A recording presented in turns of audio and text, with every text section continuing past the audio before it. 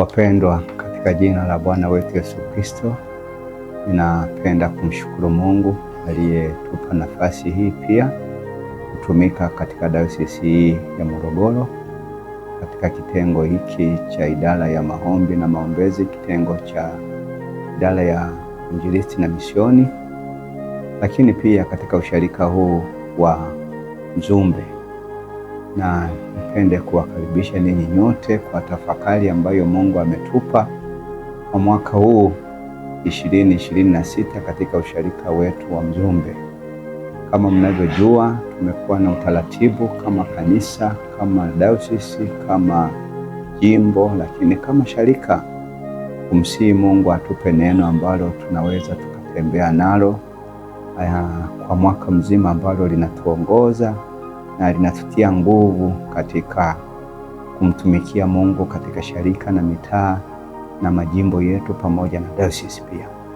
Sisi wa usharika huu wa Mzumbe, Mungu ametujalia tumepewa neno kutoka Mambo ya Nyakati wa Pili ule mlango wa 15 na mstari ule wa 7.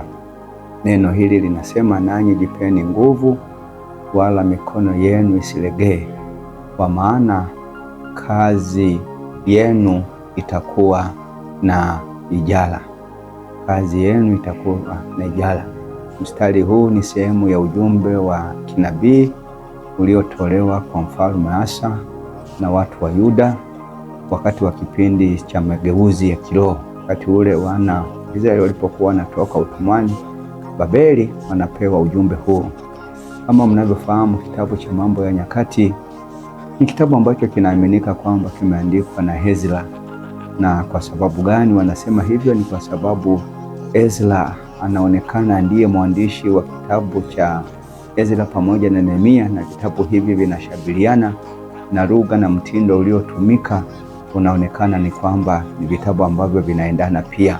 Sababu zilizomsukuma Ezra kuandika kitabu hiki ni kuwakumbusha watu umuhimu wa kumtafuta Mungu, lakini pia kuwaonya dhidi ya kuacha ibada ya kweli. Wasiache ibada ya kweli, waendelee kufanya ibada. Lakini jambo la tatu ni kuwatia moyo waliokuwa wamerudi kutoka utumwani kumtumikia Mungu kwa bidii. Kumbuka kipindi kile walikuwa wametoka utumwani kule Babeli, sasa wanarudi, wamekuja na mambo mbalimbali, lakini wanatiwa moyo ili waweze kumtumikia Mungu kwa bidii. Lakini jambo la 4 ilikuwa ni kuwaonyesha kwamba baraka za Mungu zinategemea sana utii na kumfuata yeye. Kwa ufupi, Ezra aliandika kuleta uamsho wa kiroho kwa taifa la Israeli baada ya watu kurudi kutoka uhamishoni. Kitabu hiki kama tunavyojua, waliandikiwa Wayahudi waliokuwa wamerudi kutoka utumwani Babeli, lakini watu waliokuwa wanaijenga upya Yerusalemu na hekalu lake, kama tunavyozungumza na tunavyosoma katika kile kitabu cha Ezra. Tunapozungumza nasema, inuka, maana kazi hii inakuhusu wewe. Na taifa la Yuda lilokuwa linajaribu kurejesha maisha ya kumtumikia Mungu, kwa hiyo wanatiwa moyo na wanaandikiwa habari hii. Walikuwa wanahitaji kukumbushwa historia yao na umuhimu wa kumtafuta Mungu katika maisha yao.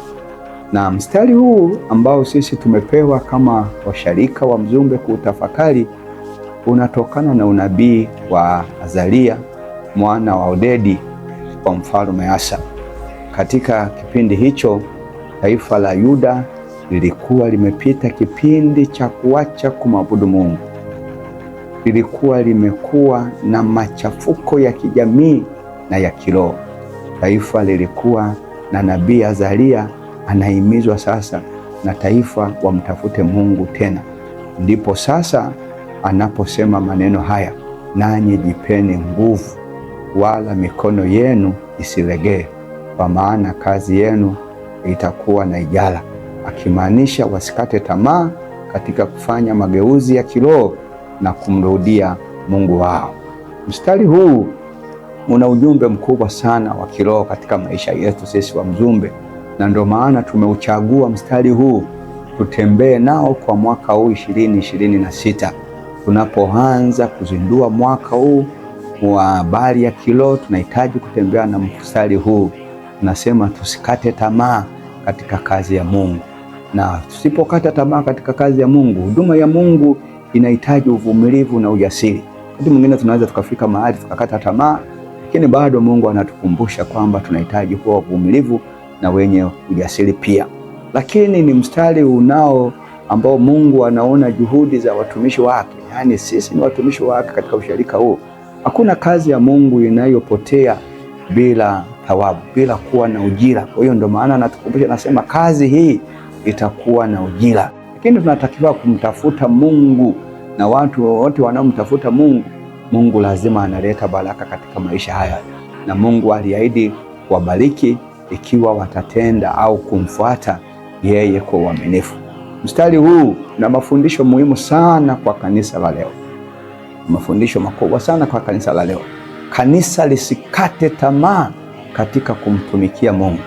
Kanisa lisikate tamaa. Wachungaji, wazee wa kanisa, waumini wanapaswa kuendelea kufanya kazi ya Mungu kwa bidii. Na ndipo hapo Paulo anatuambia katika Wakorinto wa kwanza mlango wa 15 na ule mstari wa 58, anasema basi ndugu zangu wapendwa, muimarike, msitikisike, mkazidi sana kutenda kazi ya Bwana siku zote, kwa kuwa mwajua ya kwamba taabu yenu sio bure katika Bwana. Uamsho unahitaji watu wawe na ujasiri. Uamsho unahitaji ujasiri, kama hasa alivyosimamia dhidi ya ibada za sanamu, na kanisa linahitaji viongozi jasiri kusimamia ukweli wa Injili katika kuendelea kumtumikia Mungu. Na sisi tumeona hii kwamba ni kipindi ambacho tunahitaji ujasiri, kipindi ambacho tutaki kukata tamaa. Mungu tunapofanya hivyo, anasema Mungu ulipa kazi yake na watumishi wake. Kazi ya Mungu inaweza kuwa na nguvu, lakini na thawabu. Tunapofanya hivyo tunapata thawabu, tunapata ujira, tunapata faida. Ndivyo anavyosema katika kitabu cha Wagalatia mlango ule wa 6 mstari wa 9, anasema tena tusichoke katika kutenda mema, maana tutavuna kwa wakati wake tusipozimia roho. Mafundisho ambayo tunayaona kwenye mstari huu, kuwa hodari katika kumtumikia Mungu. Tunahitaji tuwe hodari katika kumtumikia Mungu. Tusilegeze mikono katika kazi ya Mungu, watu wa Mungu. Mungu anatupa juhudi na anatuahidi ya kwamba yako matunda tutakayoyapata mara baada ya kumtumikia Mungu. Tuwe watu wavumilivu. Tutapita katika shida, tutapita katika matatizo, tutapita katika adha mbalimbali, lakini Mungu baada anaendelea kutuita tuonekane kwamba tu wavumilivu. Ziko baraka mara baada ya kuvumilia.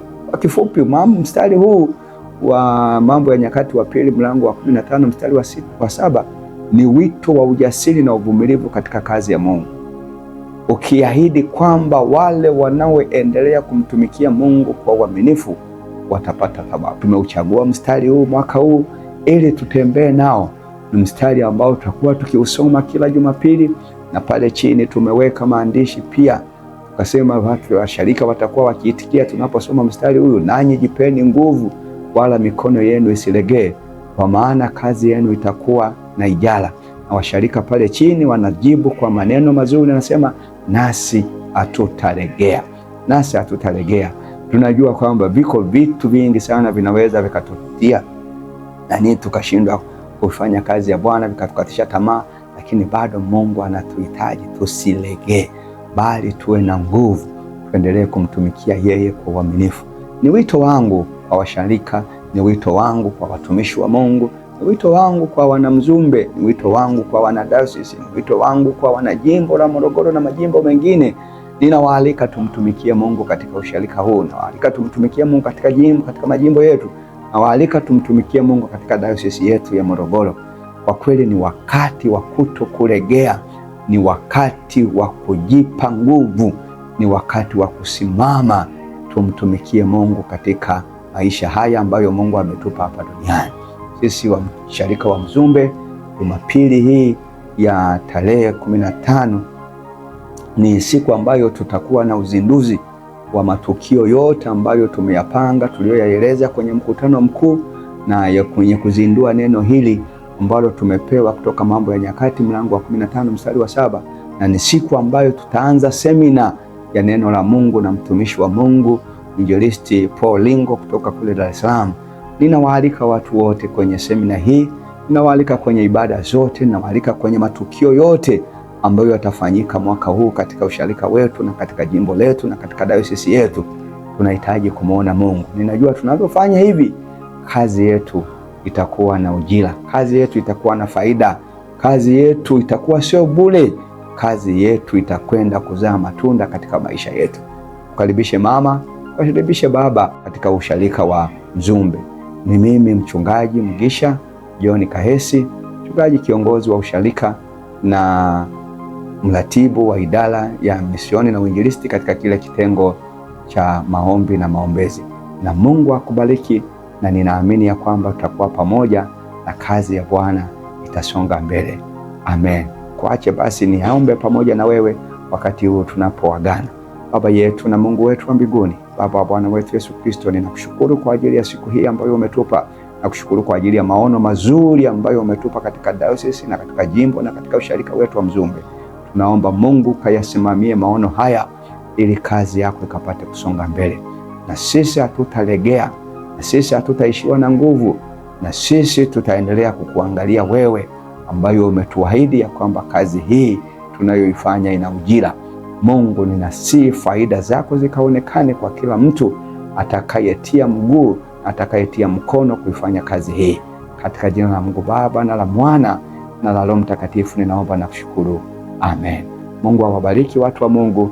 Ninawatakia utekelezaji mwema, na karibuni kwenye ibada ya Jumapili tarehe 15 tunapoanza semina na tunapozindua mambo haya yote katika usharika wetu wa Mzumbe. Amen.